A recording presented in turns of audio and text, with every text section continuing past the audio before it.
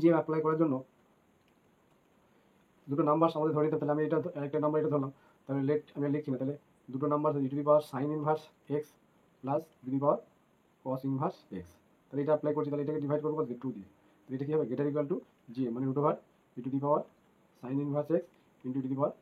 কস inverse x, এটা আমরা লিখতে পারি M greater equal to GM property মিলে। তাহলে আমরা এখান থেকে কী বলতে পারছি যে এটা কি ই টু দি পাওয়ার যে সূচকের formula sign inverse x plus cos inverse x, তাহলে পাই বাই 2 হয়ে যাবে, তাহলে এই জায়গাটা আমরা কি লিখতে পারি e to the power sine inverse x plus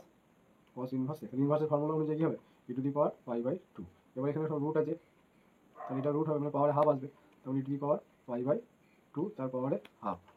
ঠিক আছে। তাহলে আলটিমেট আমরা পেয়ে যাচ্ছি e to the power sine inverse x plus e to the power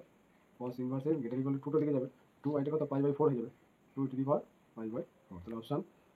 D হচ্ছে কারেক্ট। তাহলে খুব ইজিলি আমরা এখান থেকে এই mod of x less than 1 দেওয়া আছে কেন, এই সাইন ইনভার্স এক্স আর কস ইনভার্সের জন্য। নেক্সট পরের কোশ্চেন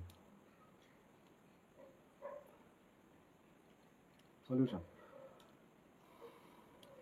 তাহলে এখানে একটা ইন্টিগ্রেশন দিয়েছে, এটা ভ্যালুটা কী হবে, এখানে অপশান আছে 4টে।